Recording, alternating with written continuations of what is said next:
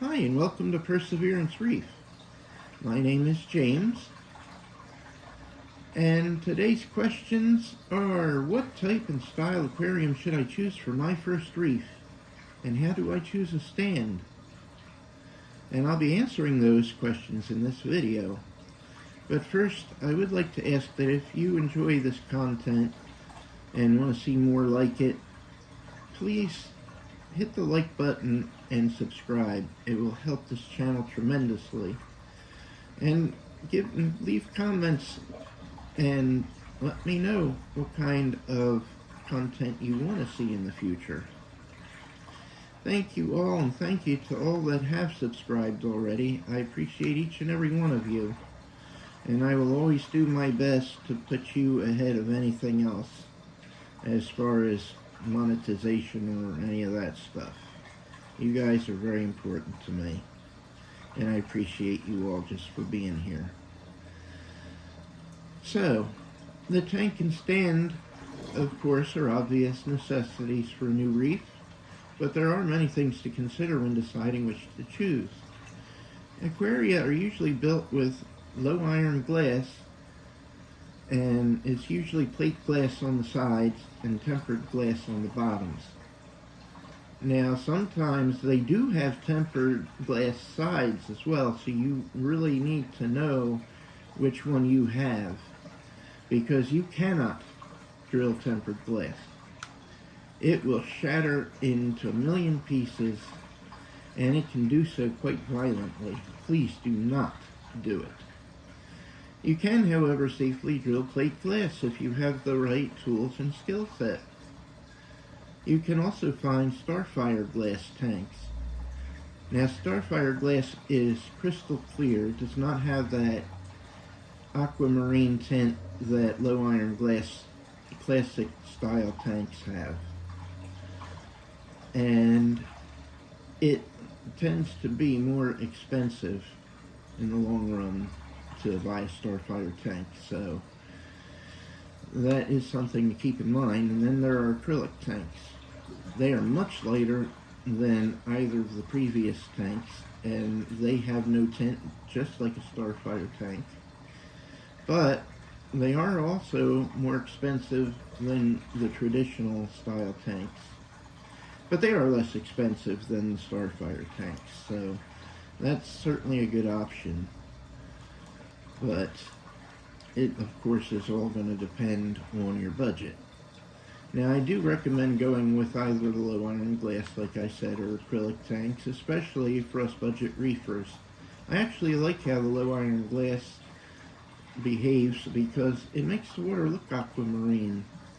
It looks just like when you're looking at the ocean from a slight distance. And it's also the least expensive out of all three choices, yet just as solid as the other choices. Now, aquaria come in many shapes, such as the classic rectangular, the cube style tanks. There are hex tanks, bow fronts, cascade style tanks, rounded, and even wave style tanks. Now, they can be custom made as well. I mean, I've seen tanks of all kinds. I've even seen coffee table reef tanks, and some that are actually headboards of beds. So, I mean, there's a lot you can do.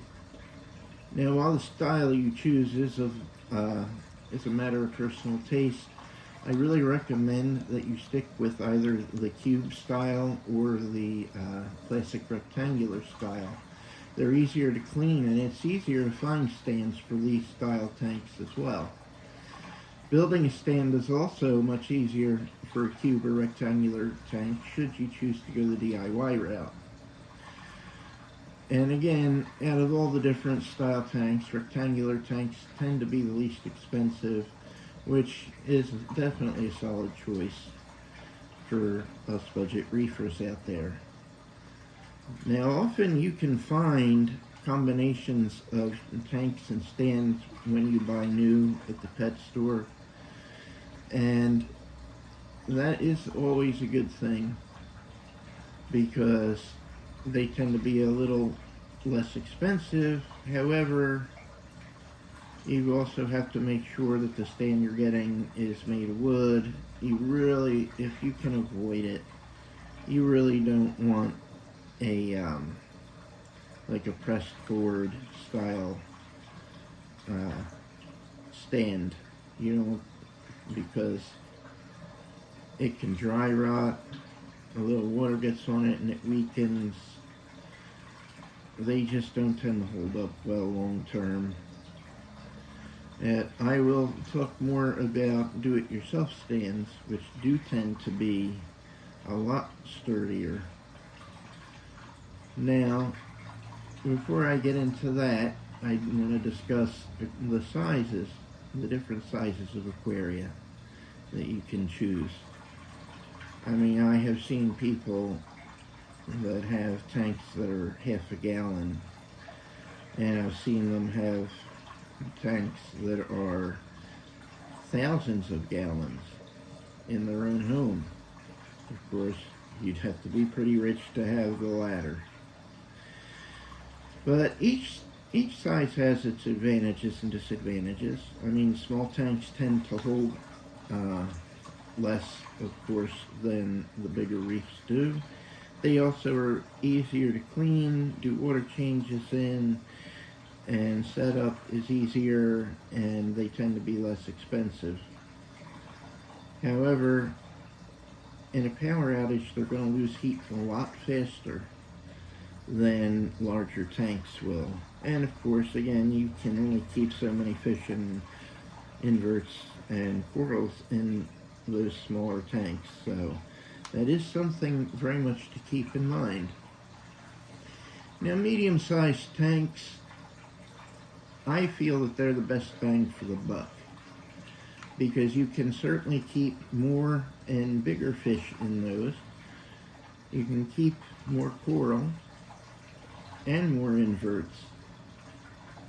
And while they are more expensive to run than a small system, they're still not nearly as expensive as the bigger systems out there. Now, with those tanks, they do tend, in a power outage, to keep the heat longer, and that's a very large advantage. But of course, again, they do take a little bit more in terms of cost to run, and you also have to consider items that you may have to dose, etc. But I absolutely believe that they are the best bang for the buck. In fact, I'm rocking a 75-gallon tank right now. As you can see, I wanted you to be able to see a full shot of the tank and stand that I have. And again, I will be talking more about stands in a little bit. Now, larger tanks tend to be absolutely gorgeous. You can keep tangs in those tanks, and multiple tangs at that. I mean, in a 75-gallon and up, you could keep at least one tang. In a 4-foot tank, you really don't want to go much bigger than a Scopus tang or a coal tang, or, you know, a bristle-tooth. Those really small tangs are okay in a 4-footer. But you really need a bigger tank to have the bigger tangs in, a 6-foot at the very minimum. And those larger tanks do allow you to do that. However, they're the most expensive to run, and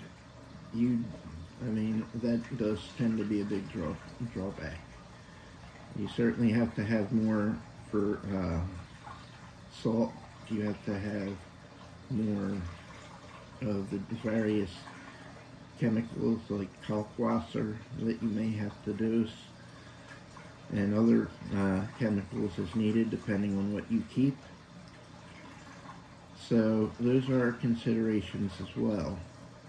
I used to run a 210-gallon system, and at the time it wasn't that costly, nothing like it is now. But salt almost quadrupled in price in this area from right after the pandemic on up until about a year ago when I ended up in March. In fact, I had to take down my 210-gallon system because it did just get way too expensive to run. But the 75 is still beautiful. I have a lot of plans for it. There's a lot that can be done with it. So yes, I do recommend a medium tank for us budget reefers. So, on to the stands. Of course, whether you buy new or used, you'll likely find that the tank you buy will come, or the tank that you buy would come with a stand. And this is especially true when buying from an LFS. The advantages of pre-made stands are that they're level, and they look great, and they really do. And sometimes you even find them made of wood. And if you're going to buy a new stand or a new tank and stand combo, you really, especially for the medium-sized and up tanks that are actually going to have to hold some weight, you really want to get a wooden stand. Now the cons are that unfortunately they're very cheaply made. Prefab stands are adequate for the job, granted, but they are cheaply made, and they don't even tend to hold up long term very well, at least if they're the particle board stands. Now the stand I have here that you're seeing is an oak stand. It is wooden. There's no particle board in it. But even with that, I'm going to be shoring it up in the near future a little bit better, because you can tell that they did everything they could to spare themselves every expense when they made it. So that's really something to think about. Now, I like using do-it-yourself stands. I like making them, and it's pretty cool to know that you actually made part of your setup from, with your own hands to your own specifications. And some of these do-it-yourself stands can be just as beautiful store-bought, and maybe even better depending on how much money you want to put into it. Now, it may cost the same or a little bit more for a do-it-yourself stand, but they are going to hold up for years. You'll be able to pass those stands on to your kids, and then they can pass it on to their kids. That's how long they can last. So, in my 210-gallon build, I did build the stand for that. I was originally going to skin it and put doors on it, but unfortunately, with the prices of everything going up and up and up, I never did get to do that before I had to give up the 210. But you can see the framework I built. And that tank and the rock and the sand and everything in it, and the water, was literally a ton. I had a ton on that stand. So, and it held up beautifully. So, that is pretty much how why I recommend do-it-yourself stands. Anyway, I really appreciate you checking my content out today. I hope that this helped you in some way, and like I said earlier, if you enjoyed this and want to see and hear more, please like and subscribe. I can't emphasize that enough, because it really will help this channel grow and reach more people. So, and again, I appreciate all my subscribers, and I even appreciate those who haven't subscribed yet. Check out my content. That's appreciated.